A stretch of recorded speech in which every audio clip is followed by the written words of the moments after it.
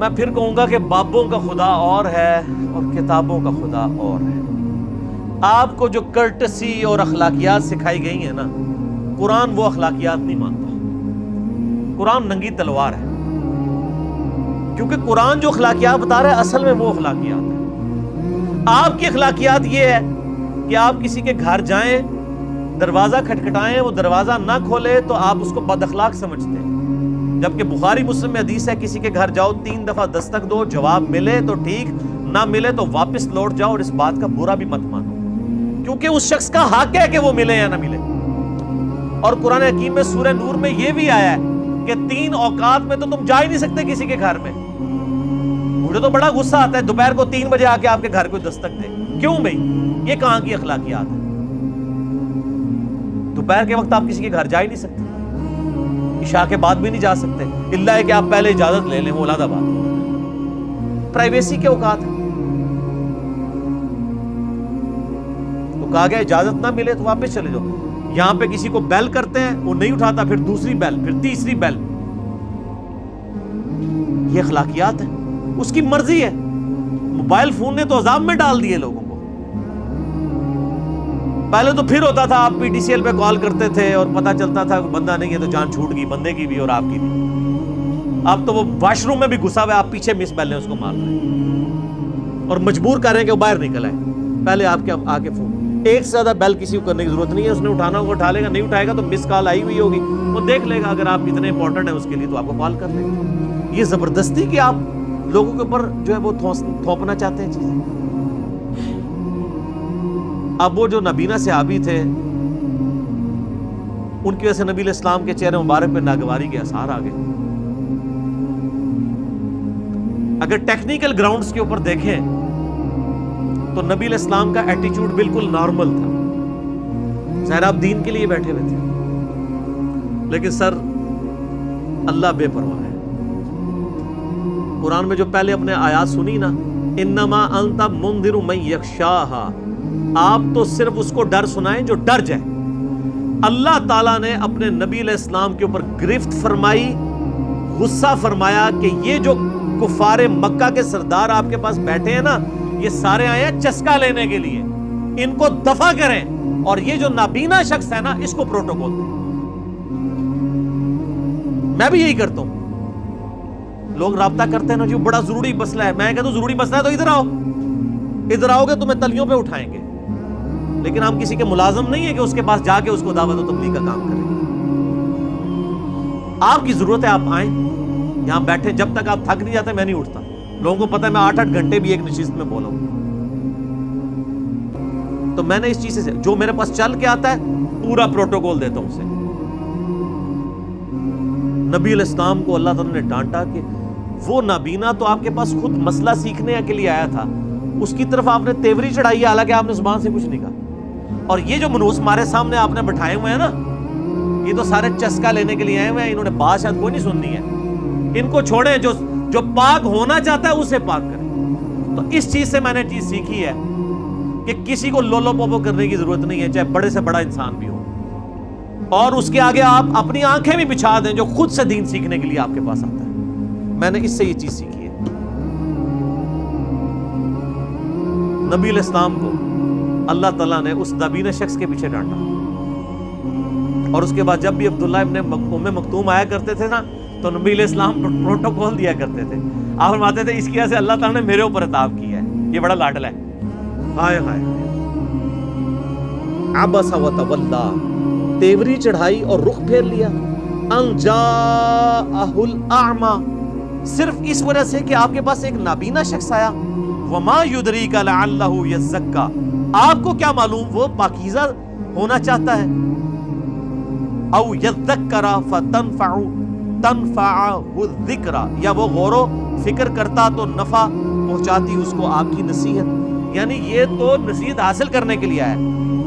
اما من استغنا، لیکن وہ جو ہے بے پرواہ، یہ جو آپ کے سامنے ٹگے بیٹھے ہوئے ہیں کافروں کے سردار، فأنت لہو تصدی، آپ اس کی طرف تو توجہ کرتے ہیں. وما علیک اللہ یزکا، اور آپ پر کوئی ضرر نہیں ہے اگر وہ نہ بھی سدھرے. اللہ فرما رہا ہے یہ جو سامنے آگے بیٹھے ہیں نا، یہ نہ بھی سدھرے آپ کا کام تو آپ دعوت دے چکے ہیں، پہلے بھی کئی بار دے چکے ہیں، یہ تو دفعہ ہونا، ان کے بارے میں تو آپ کو نہیں پوچھا جائے گا، لیکن جو آپ سے دین خود سیکھنے کے لیے آیا ہوا ہے اس کو آپ پروٹوکول دیں۔ وَأَمَّا مَنْ جَاءَكَ يَسْعَى، اور جو آپ کے پاس آیا ہے دوڑتا ہوا، وَهُوَ يَخْشَى، اور وہ ڈر بھی رہا ہے، اللہ کا خوف رکھتا ہے، سَيَذَّكَّرُ مَن يَخْشَى، اے نبی اس کو نصیحت کریں جو ڈر جائے۔ قرآن میں ہدایت ڈر جانے والوں کے لیے ہے، بے خوفوں کے لیے نہیں ہے، خواہ ان کی داڑیاں ہوں پگڑیاں ہوں، ہدی للمتقین، ڈر جانے والوں کے لیے۔ فَأَنْتَ عَنْهُ تَلَخَّى، تو آپ اس سے بے رخی کرتے ہیں؟ کلا، ہرگز نہیں، اِنَّهَا تذکرہ، یہ تو نصیحت ہے، فَمَنْ شَاءَ ذَكَرَ، تو جو چاہے اسے قبول کر لے۔ اللہ تمہارا یہ قرآن نصیحت ہے، جو اس کو قبول کرنا چاہتا ہے آپ اس کو ہدایت کی طرف بلائیں، جو آتے ہیں صرف روزانہ علمی بحثیں کرنے کے لیے، خام خواہ چسکے لینے کے لیے، تو چھوڑیں۔ اسی لیے ہم نے یہاں کا بھی مناظرے کا ماحول نہیں رکھا۔ ہمارے ساتھ کوئی آگے بات بھی کرتا ہے، ہم کہتے ہیں یہ میرا موقف ہے، آپ نے اڈاپٹ کرنا ہے، ٹھیک، نہیں تو جائیں کسی اور کے پاس۔ آپ یہ کوشش نہ کریں کہ آپ مجھے منوا لیں یا میں آپ کو منوا لوں۔ منوانا تو اسلام میں ہے ہی حرام ہے، اسلام میں صرف دعوت ہے کہ یہ میرا موقف ہے، آپ کہتے ہیں میرا یہ موقف ہے، میں کہتا ہوں میری یہ دلیل ہے، آپ کہتے ہیں یہ دلیل ہے، اللہ قیامت الدین فیصلہ کر دے گا۔ میں کہتا ہوں قرآن میں ہی لکھا ہے، آپ کہتے ہیں بزرگ یہ فرماتے ہیں، تو اللہ فیصلہ کر دے گا کہ قرآن کو اللہ نے حجت ماننا ہے یا بزرگوں کو حجت ماننا ہے۔ تو اللہ ہمارا قرآن تو نصیحت ہے، جو چاہے اس قرآن کا راستہ اختیار کر لے۔ فی صحف مکرمہ، یہ قرآن تو ایسے صحیفوں میں ہے جو اللہ تعالیٰ کی طرف سے معزز ہے، مرفوعات مطہرہ، جو بلند ہیں اور پاکیزہ ہیں، یعنی بل ہوا قرآن مجید فی لوح محفوظ، لوح محفوظ میں قرآن اللہ تعالیٰ نے بڑی پاکیزہ غلافوں میں اور بڑی پروٹوکول کے ساتھ لکھ کے رکھا ہوا ہے۔ بِأَيْدِي سَفَرَہ، ایسے کاتبوں کے ہاتھ میں ہیں، ہاتھوں سے لکھے ہیں کہ جو بڑے بزرگ ہیں، کرام بررہ، اور نیکوکار ہیں۔ یعنی قرآن اللہ تعالیٰ کے پاس جو لکھا ہوا ہے وہ اللہ تعالیٰ نے بزرگ فرشتے معمور کیے ہوئے ہیں۔ سورہ واقعہ میں بھی آتا ہے نا، انہ لقرآن کریم فی کتاب مکنون لا یمسہ الا المطہرون تنزیل من رب العالمین۔ قرآن کو تو وہاں کوئی نہیں چھو سکتا مگر جو پاکیزہ فرشتے ہیں۔ کافر کہتے تھے یہ جنات نے قرآن نازل کیا، اللہ فرماتا ہے قرآن جہاں ہم نے محفوظ کیا ہے وہ تو صرف فرشتے ہی وہاں جا سکتے ہیں پاکیزہ۔ تو یہاں پہ اس کی ڈیٹیل بھی آ گئی ہیں، ایسے صحیفے ہیں جو اللہ کے پاس معزز ہیں، بلند مرتبہ اور پاکیزہ ہیں، اور ایسے لکھنے والوں کے ہاتھوں سے لکھے گئے ہیں جو بڑے بزرگ ہیں۔ قتل الانسان ما اکفرہ، غارت ہو یہ انسان، کتنا ہی وہ احسان فراموش ہے۔ من ای شیء خلقہ، اس نے غور نہیں کیا کہ اسے اللہ نے کس چیز سے پیدا کیا ہے۔ من نطفۃ خلقہ، ایک نطفہ منی کا، خلقہ فقدرہ، اس سے پیدا کیا اور اس کے لیے ایک اندازہ مقرر کر دیا۔ اللہ فرما رہا ہے اتنا احسان فراموش ہے کہ وہ اللہ جس نے اسے ایک بے قدر پانی سے اتنا بڑا انسان بنا دیا ہے، اس اللہ کے سامنے اکڑتا ہے، اس کی نافرمانی اختیار کرتا ہے۔ اس کی حیثیت کیا ہے؟ ایک بے قدر پانی جس کا ذکر کرتے ہوئے بھی لوگ کراہت کے ساتھ ذکر کرتے ہیں، عموماً اپنی گفتگو میں اس پانی کا ذکر کرنا گوارا نہیں کرتے۔ یہ ہے اس کی ابتدا۔ ثم السبیل یسرا، پھر اس کے لیے راستہ آسان کر دیا۔ ایک معنی اس کا یہ ہے کہ اللہ تعالیٰ انسان کو کس طریقے سے پیدائش کے اس مرحلے سے گزارتا ہے اور ایک راستہ آسان کر کے وہ دنیا میں آ جاتا ہے، اور ایک یہ ہے کہ زندگی میں اسباب اسے مہیا کرتا ہے کہ وہ یہاں پہ زندگی گزارے۔ ثم اماتہ واقبرہ، پھر اسے موت مل جاتی ہے اور وہ قبر میں پہنچا دیا جاتا ہے۔ عموماً قبر میں پہنچایا جاتا ہے، بعض اوقات قبر میں نہیں بھی پہنچایا جاتا، تو وہ جہاں پر ہوتا ہے وہی اس کی قبر ہوتی ہے۔ اگر کوئی سمندر میں غرق ہو گیا، سمندر ہی اس کی قبر ہے۔ کوئی شیر کے پیٹ میں چلا گیا، وہ شیر کا پیٹ اس کی قبر ہے۔ کوئی ہواؤں میں بکھر گیا ایئر کریش میں، اس کے لیے قبر وہ ہے۔ ثم اذا شاء انشرہ، پھر جب وہ چاہے گا اسے دوبارہ زندہ کر۔ اللہ سے بھاگ کے نہیں کوئی جا سکتا۔ اب تو کہتے ہیں کہ مر جائیں گے، مر کے بھی نہ چین پایا تو کدھر جائیں گے؟ مر کے بھی چین نہیں۔ دیکھیں نا، آپ لوگ خودکشی کر لیتے ہیں، وہ جو خودکشی جس نے کر لی وہ تو مارا گیا۔ بخاری مسلم میں حدیث ہے جس شخص نے خودکشی کی تو وہی عذاب اسے دوزخ میں دیا جائے گا. اگر کسی نے اپنے آپ کو چھرے سے مارا تو اس کے ہاتھ میں چھرا دے دیا جائے گا, وہ بار بار اپنے آپ کو قتل ہی کرتا رہے گا اور اسی تکلیف سے گزرے گا.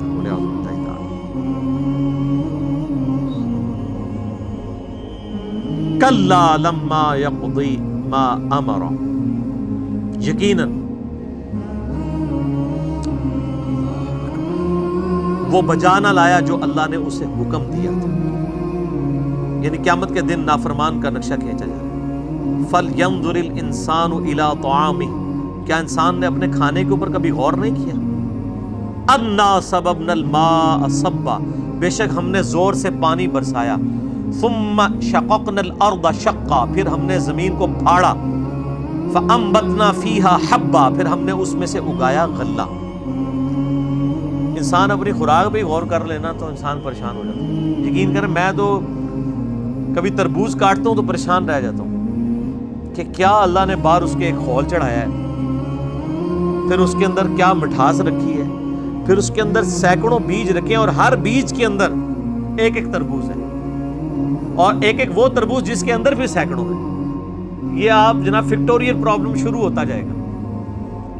ایک آپ جو بیج دیکھ رہے ہیں اس میں کروڑوں تربوز ہیں, کیونکہ اس سے ایک تربوز بننا ہے, اس میں سینکڑوں, پھر ہر ایک سے اس طرح سے فشن ریئیکشن سٹارٹ.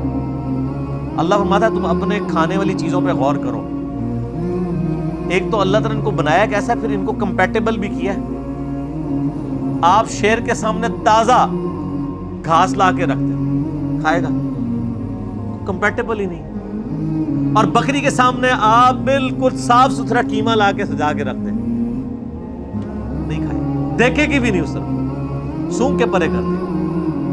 کمپیٹیبلٹی نہیں. تو صرف خوراک اللہ نے پیدا نہیں کی, ہمیں کمپیٹیبل بھی بنایا. سر یہ ہم جو لہسن پیاز یہ جتنی چیزیں کھا رہے ہیں ان کی اتنی سی مقدار بھی ہمیں موت دینے کے لیے کافی ہو اگر یہ ہمارے جسم کے ساتھ کمپیٹیبل نہ ہو. زہر بھی اتنا صحیح ہوتا ہے نا, بندہ مر جاتا ہے. تو یہ ہمارے جسم کے ساتھ کمپیٹیبل ہے. ہم آہنگ ہے کہ ہمارے لیے وہ بینیفیشری ہے, فائدہ مند ہے, نقصان نہیں پہنچا رہا. یہ کس نے؟ اللہ نے بنایا اسے. اللہ فرماتا ہے اپنی خوراک کے اوپر غور نہیں کیا تم نے؟ کس طرح ہم نے زور سے پانی برسایا, پھر زمین کو اچھی طرح پھاڑا, پھر اس میں سے اگایا غلہ. وعنبا وقضبا, اور انگور اور ترکاریاں, طرح طرح کی سبزیاں. وزیتون ونخلا, اور زیتون اور کھجوریں. اور سر کھجور کے درخت کو دیکھیں کتنی بلندی پہ جا کے اللہ تعالیٰ نے خوشے لگائے ہیں اور ان کے اندر مٹھاس رکھی ہے. جس پانی سے آپ سیراب کرتے ہیں اور جس زمین میں وہ درخت اگا ہوتا ہے وہاں تو دور دور تک مٹھاس ہوتی کوئی نہیں ہے, نمکیات ہی ہوتے ہیں. اور کیا زبردست کھجوریں لگتی ہیں. اور زیتون وحدائق غلبا, اور گھنے باغات. وفاکہۃ وابا, اور پھل اور گھاس. متاعا لکم ولانعامکم, یہ سامان ہے برتنے کا تمہارے لیے اور تمہارے مویشیوں کا. اچھا مویشیوں کا ذکر آتا ہے, ہم لوگ عموماً یہ سمجھ ہوتے ہیں ہم نے کون سے مویشی پالے ہوئے. ہم میں سے اکثر لوگوں نے تو نہیں پالے ہوئے سوائے گاؤں کے لوگ, وہ کہتے ہیں پتہ نہیں مارا. وہ آپ کا بھی ذکر ہو رہا ہے سر, یہ جو آپ دودھ پی رہے ہیں یہ کسی نے مویشی پالے ہوئے ہیں تو ان کا دودھ آپ تک آ رہا ہے. آج دودھ ختم ہو جائے نا انسانیت ختم ہو جائے. یہ تو بچہ بڑا ہوتا ہے تو باقی چیزیں کھا رہا ہے نا. جو چھوٹا بچہ ہے 1.5-2 سال تک وہ کس چیز کے اوپر زندہ ہوتا ہے؟ دودھ. تو دودھ کہاں سے آ رہا ہوتا ہے؟ انہیں مویشیوں سے آ رہا ہوتا ہے. دودھ صرف ختم کر دیں انسانیت ختم ہو گئی. اور اللہ فرما رہا ہے ان مویشیوں کی خوراک بھی ہم زمین سے پیدا کر رہے ہیں. اگر زمین سے خوراک پیدا ہی نہ ہو, مویشی زندہ ہی نہیں رہیں گے, اور جب مویشی نہیں رہیں گے تو انسانیت کہاں سے رہے گی؟ ہماری بھی خوراک ختم ہو جائے. سر یہ جتنی باتیں اللہ تعالیٰ گنوا رہا ہے نا, اس کے بعد اگر کسی کو یہ وہم بھی آ جائے گا کہ بزرگ بھی کوئی کچھ کر سکتا ہے تو اپنے دماغ کا علاج کروائے. اور سر بزرگوں کو تو یہ پتہ ہی نہیں تھا کہ یہ گھاس اگتی کیسے ہے, سوائے اتنا ڈیٹا جتنا قرآن میں آیا ہے, وہ بھی اگر انہوں نے قرآن ترجمے سے پڑھا ہو. باقی سائنس آج ہمیں ڈیٹیلز بتا رہی ہے کہ یہ ایک بیج جو ہے اس کے اندر اتنا ڈیٹا موجود ہے جتنی انسانی تاریخ میں کتابیں لکھی گئی. تو کوئی شخص کہتا ہے جی نگاہ مار کے کوئی ایسے کر سکتا ہے؟ کوئی ایک بیج نہیں, زمین و آسمان کی ساری مخلوقات, جن فرشتے پیغمبر مل کے بھی ایک बीज नहीं पैदा कर सकते। दरख्त बनाना तो बहुत बड़ी बात है। तुम्हारे लिए और तुम्हारे मवेशियों के लिए चारा है। फ़इज़ा जाअतिस्साख़्ख़ा, फिर जब वो आ जाएगी कान बहरा करने वाली आवाज, यानी क़यामत का वो नफ़ख़ा जब फूंका जाएगा, तो बहुत बड़ा एक सूर है जो फूंका जाना है। हज़रत इसराफील अलैहिस्सलाम ने फूंकना है वो।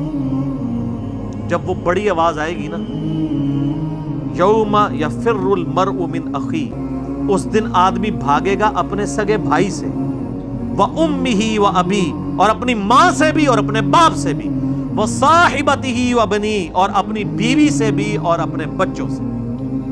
लिकुल्लि इम्रिइम मिनहुम यौमइज़िन शअनुन युग़नी, उस दिन हर शख्स को ये फिक्र लाहक होगी कि वो किसी तरीके से बच जाए, उसको अपनी फिक्र बाकियों से गनी कर देगी, बेपरवाह कर देगी। वो कहेगी जी बाकी तो जाए ना भाड़ में।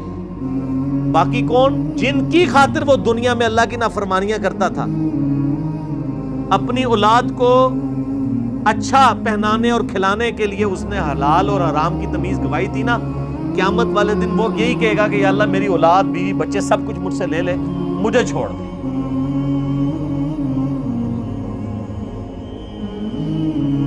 अल्लाहुम्मा अजिरना मिनन नार, अल्लाहुम्मा अजिरना मिनन नार, अल्लाहुम्मा अजिरना मिनन नार।